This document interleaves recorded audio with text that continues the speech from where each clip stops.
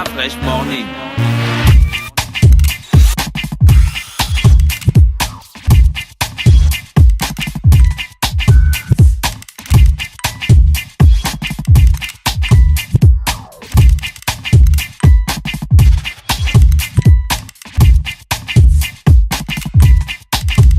urbanfm.fm.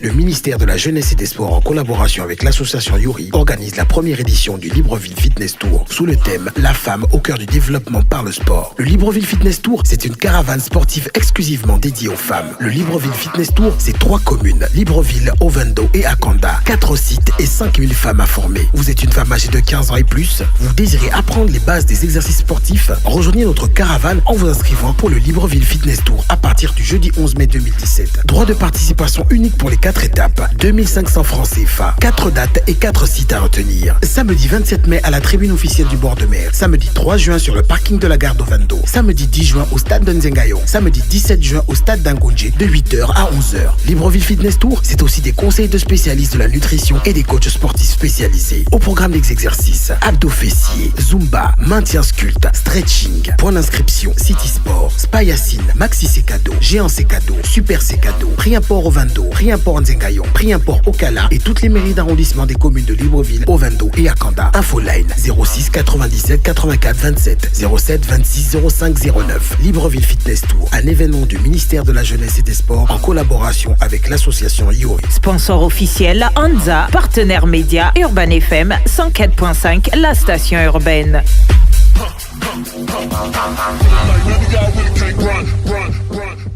Le réveil matinal le plus haut de la capitale sur la radio. T'as écouté ce morceau pendant longtemps sur l'antenne d'Urban FM 104.5 et c'est seulement quelques années après qu'on reçoit l'artiste. Ingrid, tu connais le son? Ouais. Ça nous a fait vibrer oui, le son. Avec Sista Cash. Elle kiffait et puis nous on a kiffé. Oui, on a kiffé aussi. Sista Moussili, bonjour. Bonjour à toute l'équipe. Merci de me recevoir ici. Merci, bonjour Ingrid. Bonjour. Mais toi, t'as toute une discographie. J'ai regardé ça là ce matin sur YouTube. Oui, c'est des sons qui datent d'un autre temps. Effectivement, j'ai fait un peu de musique comme ça. Un peu ou bien sérieusement? C'était sérieusement? On va dire que comme je ne pouvais pas vraiment le faire à 100% parce que j'avais une activité principale qui était les études. Oui. Donc ça ne m'a pas vraiment permis de le faire peut-être de la manière dont j'aurais dû le faire pour être vraiment, vraiment professionnel. D'accord. Tu as commencé la musique ici au Gabon?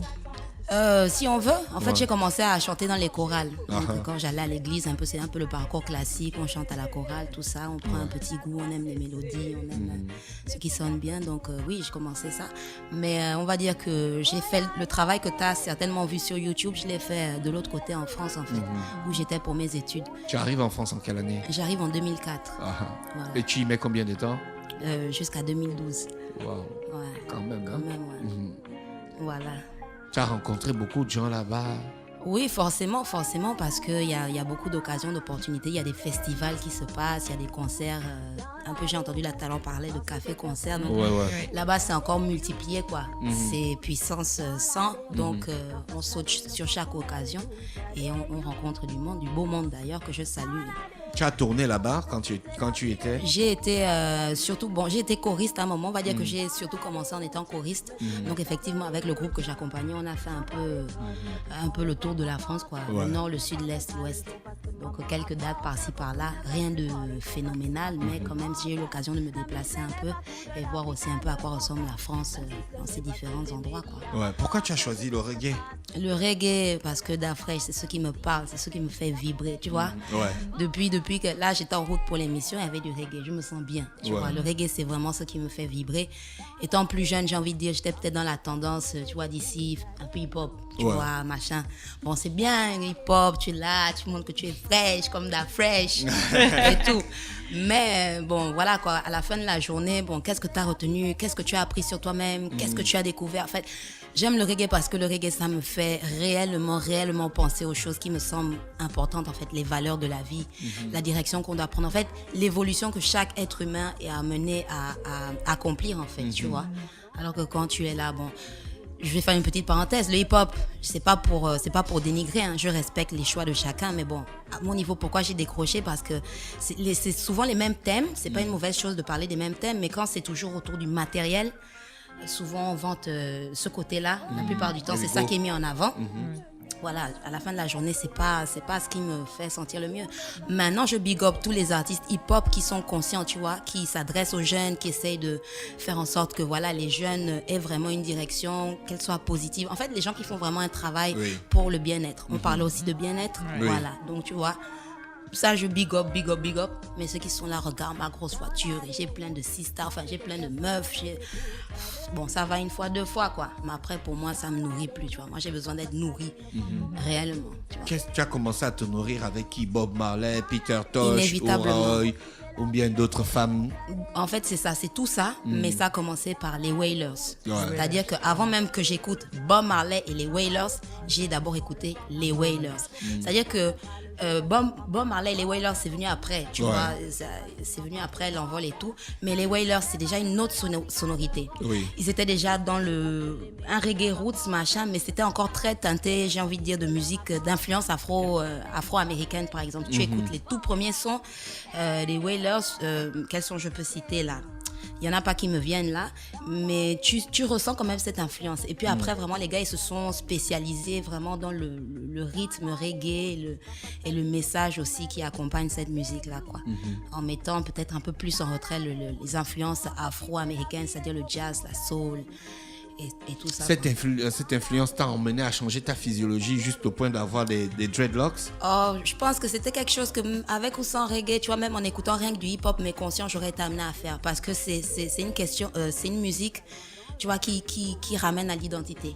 Tu vois, quand tu te poses des questions sur qui tu es véritablement, d'où tu viens, etc. Il y a des choses qui sont inévitables.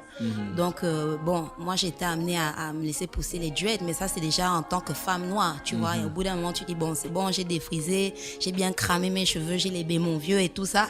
Bon, allez, je passe à autre chose, quoi. Tu vois, tu te rends compte que tu dois le répéter. C'est une opération que tu dois répéter tout le temps. Donc, ça veut dire qu'il y a un problème. C'est-à-dire que ce n'est pas ce que tu es vraiment à ce niveau-là. Parce que ce que tu es. Ouais. Tu n'as plus besoin de faire de transformation, machin. Donc, mes cheveux, étant ceux qu'ils sont naturels et naturellement frisés, crépus, eh ben non, je les ai laissés tels qu'ils sont, quoi. Voilà, j'ai arrêté de les massacrer, en fait. Ouais, d'accord. Et on appelle ça comment? Le regard que les gens portent sur les gens qui ont les dreadlocks, surtout un 11 mai comme ça, c'est plutôt pas bon. Comment vous faites pour gérer ça au quotidien? En fait, c'est au début, on va dire que c'est difficile. Et c'est encore plus difficile si, dès le départ, tu le fais sans vraiment savoir pourquoi tu le fais. C'est-à-dire si, dès le départ, tu suis une, on va dire, tendance, une mode. Tu vas vouloir faire comme les autres. Mais les autres, quand on justement pose un regard sur eux, ils savent qui ils sont, donc ils n'ont pas de problème, tu vois. Mais si toi, tu fais parce que tu as vu que l'autre a fait, que machin, mais que tu ne sais pas pourquoi tu le fais, alors quand les autres te regardent, tu te dis mais attends, mais celui-là pourquoi? En fait, tu ne sais pas, donc ça te déstabilise. Donc c'est un festival dédié à la culture. En fait, on a prévu sur 2 jours d'organiser des activités socio-culturelles. Ça a commencé hier le 10 mai avec une journée à Mykones, à l'orphelinat de Mykones du côté de Kingele. Donc ça s'est très bien passé, bel après-midi avec les enfants qui ont fait des jeux, qui ont pu s'amuser. On a eu des beaux sourires et tout. Et pour aujourd'hui, la deuxième partie et dernière partie, c'est une conférence débat du côté de l'ancien Sobraga qui a pour thème... C'est quoi le but de votre festival d'abord? Le but, c'est d'abord d'éduquer. D'éduquer tout le monde, c'est ouvert à tous. D'accord. Éduquer sur quoi? Éduquer sur toutes les thématiques qui peuvent nous toucher, qui touchent notre réalité de près ou de loin, en fait. Donc voilà. Je pensais que ça devait être axé en fait sur la culture, sur le retour aux racines, aux sources, à nos rites et coutumes et Voilà, c'est-à-dire que là, on est dans la première édition. D'accord. Et pour cette première édition, déjà, le retour à quoi on est parti, on a commencé avec les enfants parce que on revient un peu en arrière. Les enfants, on était tous des enfants.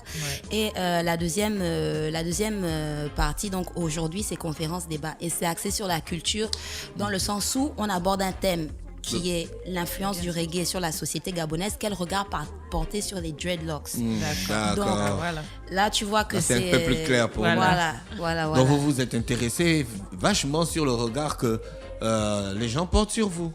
Bien sûr, regarde, déjà nous trois. En même temps, je pense que c'est une bonne chose parce que quand quelqu'un qui a des dreadlocks, quand elle arrive dans un ministère, par exemple, ou quand elle a un entretien, par exemple, avec un directeur général pour un nouveau boulot, il y a toujours des a priori, je pense. Donc Voilà, justement, c'est pour ça, et c'est pour ça qu'on fait ça, pour que le débat puisse un peu changer la donne, en fait.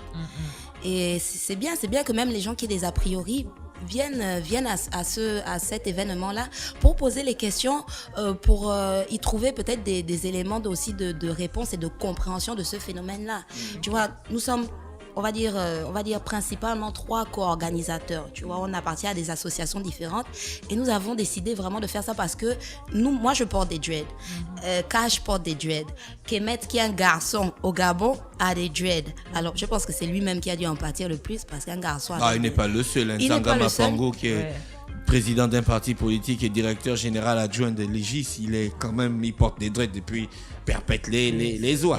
Ok, d'accord. Bon. Mais vous avez discuté avec lui pour un peu voir qu'est-ce qu'il subit au quotidien du fait de ces dreadlocks? Pas encore, mais si jamais il est à l'écoute et qu'il est disponible cet après-midi, ce serait vraiment bien qu'il vienne à la conférence justement pour avoir l'occasion d'échanger par rapport à ça. Toi, sur le plan des relations avec l'administration, as-tu déjà eu ce genre de frustration? Genre, tu as besoin d'un papier, on te le refuse parce que tu as des dreadlocks? Mais clairement, Dafra, je sais qu'ici, c'est pas facile. Bon, par exemple, pour faire le passeport, c'est que c'est un peu compliqué. Peut-être pas pour tout le monde, mais pour certains d'entre nous, hommes comme femmes, c'est compliqué. Et ça a été mon cas.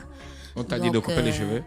Voilà, j'ai été en fait parce que ils disent quoi en tout cas ils ont certaines règles là et tu ne rentres pas dans leurs règles. On te dit écoute, soit mais tu c'est Samokwa, s'il est parti en Chine, il a fait le passeport, donc il a les dreads il a les dreadlocks, il est allé en Chine, donc il a fait le passeport. C'est clair. Je pense que personnellement ça pose plus trop de problèmes, ou bien c'est peut-être vous qui voyez la chose un peu de manière drastique. Bon, écoute, si ça ne pose plus de problème, ça veut dire que non, les ça choses... c'est à mon entendement. Oui. J'ai pas dit que c'est général. Oui, mais même ça veut dire que les choses en fait sont en train déjà de changer, parce que je pense que tu sais, j'ai commencé, comme j'ai dit qu'on m'a coupé, j'ai commencé à porter mes dreads en l'an 2000 d'Afresh. Ouais. Et je peux te dire qu'en l'an 2000, c'était pas comme maintenant. Maintenant, effectivement. Je te rejoins parce que j'ai l'impression que de plus en plus, notamment de sisters, premièrement, portent leurs cheveux naturels, mais en plus de ça, qu'elles n'ont pas cette crainte d'arborer les dreadlocks. C'est vraiment l'impression que j'ai. Peut-être que je me trompe. Donc, effectivement, là, je te rejoins pour dire que ce n'est peut-être plus un problème comme avant, quoi. Toi, tu es prof, tu m'as dit? Voilà, enseignante. Enseignante, hein? Le plus beau métier du monde. Ça, c'est clair. À ce qu'il paraît. Ça, c'est clair et net. Toi, tu es enseignante en anglais. Voilà. Et avec les élèves, ça se passe plutôt bien. Il n'y a pas de stigmates, genre elle porte les dreads, donc elle est dans le dark. Est-ce que c'est pas une Darkman, la prof là? Des fois, tu sais, ils sont taquins, donc des fois, j'entends Bob Marley, tu sais, ils aiment bien embêter. Je suis sûre qu'ils m'ont déjà donné des surnoms, mais bon, ça ne me dérange pas plus que ça, quoi. Ça ne me pose aucun problème. Moi, je suis là surtout pour les aider à développer ce qu'ils ont à l'intérieur de la tête, donc le reste, bon, ça... Le festival, il va s'étendre sur combien de temps? Alors, le festival pour cette première édition, donc c'est les 10 et 11 mai. Pour clôturer vraiment en beauté, je voudrais préciser 2 choses. C'est que ce soir, après la conférence, pour ceux qui veulent sortir un peu, ils peuvent aller du côté de la case gourmet à Likwala, en face du cours en Bourrouet. Il y aura une soirée spéciale Bob Marley avec projection et puis vous pourrez déguster beaucoup de choses. C'est un menu jamaïcain. Voilà, big up Audrey. Et puis également demain du côté de Akaye Beach. La case gourmet. Ouais, case gourmet. En face du cours en Bourrouet. À Likwala. À Likwala. C'est de quelle face? La face Face A. Ouais, voilà, d'accord. Donc quand tu reviens de Nomba, quelle est la petite ruelle entre le cinéma et le Gabon là? Quand on descend pour aller au Courambourg, bien quand tu reviens du Carrefour Saint-Germain. Regardez. Alors, vous venez du Carrefour ou quoi, dites-moi, Casse Gourmet, c'est où et on va vous indiquer. Je pense que c'est quand même, dans les environs, c'est quand même assez connu. Donc, donc voilà, en tout cas, allez-y. Il y a de la bonne bouffe au programme. De la bonne bouffe, de la bonne musique. Et puis surtout, échanger, parce que je pense que beaucoup de gens, justement, qui sont dans cette thématique reggae, rasta, bop, seront là-bas. Donc, encore une occasion d'en savoir plus et de rencontrer des personnes, quoi. Donc, c'est toujours bon. D'accord, hormis le gourmet. Et à part ça, donc demain c'est Akai Beach. Hein, à partir de 19h, 20h par là, vous aurez des criades, vous pourrez passer un bon moment, écouter du bon son à la plage. Ambiance vendredi soir, détente après tout le stress de la semaine. Et voilà quoi, chez Sadji, big up. Il n'y aura pas de petits concerts, des trucs comme ça? Non, il n'y aura pas ça. Là-bas, si. Hein. Ce sera l'occasion. Donc, Mike Open, voilà. En tout cas, il y aura du son, possibilité de chanter pour ceux qui aiment bien pousser un peu la note. Donc, c'est le programme, quoi. D'accord. Sista Moussili, tu vas plus sortir d'album? Bon, pour l'instant, tu vois, j'ai tellement de copies à corriger que... Ça ne peut pas... À côté de la copie, tu ne peux pas aussi avoir une autre copie là où tu écris ton texte? On va essayer d'afresh. Je vais essayer. Mais qu'est-ce qui t'a fait arrêter tout d'un coup comme ça? Bon, déjà, le fait de se former un peu professionnellement, ça prend beaucoup de temps. Donc, on est obligé d'avoir un peu des priorités. Et étant donné que j'avais déjà un peu fait dans la musique, en combinant les études, j'ai vu ce que ça donne. C'est pas toujours... surtout moi, des fois, je suis pas trop organisée, tu vois. Donc, ça peut poser problème. Donc voilà, j'ai voulu vraiment me concentrer à 100% pour être sûr que je ne perds pas de temps et que je fais ce que j'ai à faire, quoi. Donc c'est un peu ça. Après, on ne sait pas de quoi demain est fait. Quelqu'un, un gros producteur jamaïcain peut débarquer demain à Libreville pour la 10e édition du Culture Days.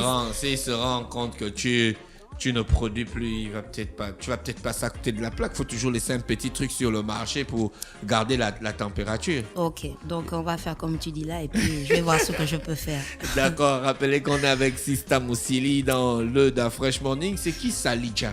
Seylidja, c'est une sista qui est originaire de la Guadeloupe, donc que j'ai eu l'occasion de rencontrer quand j'étais en France là-bas, et avec laquelle j'ai déjà aimé ce que j'ai entendu d'elle. Et puis bon, j'ai voulu qu'elle m'aide, qu'elle participe sur mon projet, parce que ça c'est un titre extrait de la mixtape, la seule mixtape d'ailleurs que j'ai sortie. Et je lui ai demandé, elle a dit ok quoi, sista, il n'y a pas de problème. Donc on a fait le son et puis voilà quoi. D'accord. Sista, on va écouter un peu le son encore et puis après on va se dire au revoir. Yes, Sista Moussili avec le titre Les Youths sur les 104.5. Vous partagez beaucoup d'amour dans la culture reggae, dans la musique reggae. Mais on est tous... Est-ce que vous êtes amour au quotidien? Il faut. En tout cas, c'est pas facile. On est tous humains. Personne n'est parfait. Mais après, tu sais que le mal n'apporte rien, quoi. Donc après, quand tu as compris ça, bon, tu fais ton mieux pour éviter ça, justement, de faire du mal ou de te mêler à tout ce qui est mal, quoi, mauvais, quoi. D'accord. C'est pas simple, mais bon, on essaye. Sista Moussili, merci d'avoir accepté notre invitation. Essaye. Ouais. Rappelez donc le festival, il termine aujourd'hui. Voilà, il termine aujourd'hui. Mais il y a encore d'autres activités. Il y a les afters. Ouais, il y a les afters du festival. D'après, je voulais simplement, si tu me permets, profiter de l'occasion pour remercier les personnes qui nous ont accompagnés. Bon, je ne vais pas citer la marque, mais une célèbre brasserie ici au Gabon qui nous a accompagnés. Merci à l'équipe, les enfants de Micon pour hier, pour leur sourire et tout. Merci. Tu leur as chanté les youths, c'est quand même les enfants. Tu n'as pas pensé à ça? Non, je n'ai pas pensé, mais on va s'améliorer. Et puis, je voulais aussi remercier les intervenants de cet après-midi, Tony Fairback, Madame Justine Adande, Dred Paul Mouketa, et puis de manière générale, bon, voilà, tous ceux qui donnent la force de près ou de loin, quoi. Un gros big up, et puis big up à Cash et à Kemet encore. D'accord, les intervenants, c'est à l'Institut français? Non, ce sera du côté de l'ancien Sobraga. Donc, c'est la ruelle là qui amène à Multipresse. Bon, moi, je vous recommande de prendre la dernière entrée sur la gauche. Voilà, d'accord. Pour éviter trop de Kongulu. Voilà. D'accord, donc la dernière ruelle à gauche, je vois un peu la zone. Voilà. D'accord. Voilà. Ok. Au Guelabs. Au Guelabs. Voilà. Merci d'avoir accepté notre invitation. On te souhaite de passer une très belle journée à l'écoute des programmes d'Urban FM. Merci à vous de m'avoir reçu. D'accord, on va retrouver René Rude dans quelques minutes pour l'horoscope des auditeurs. On va dire au revoir à Sista Moussili avec le titre Get Up and Stand Up.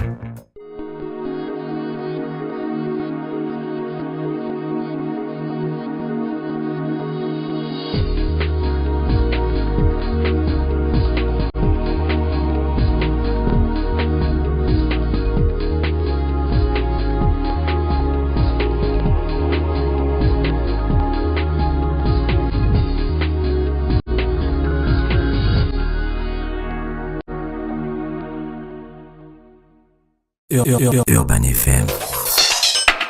Découvrez et apprenez Urban FM. C'est la première radio urbaine au Gabon. Urban FM, c'est aussi une équipe de jeunes dynamiques à votre écoute pour vous satisfaire. La recherche d'une qualité de son parfaite, de nouvelles techniques de communication. Urban FM, c'est une nouvelle manière de voir et de faire de la radio. Grâce à Urban FM, vous n'écouterez plus la radio de la même façon. Entrez dans l'univers Urban FM 104.5, la station urbaine. 104.5, 104.5, 104.5. Urban FM, Urban FM. Urban FM. Stop Fresh Morning.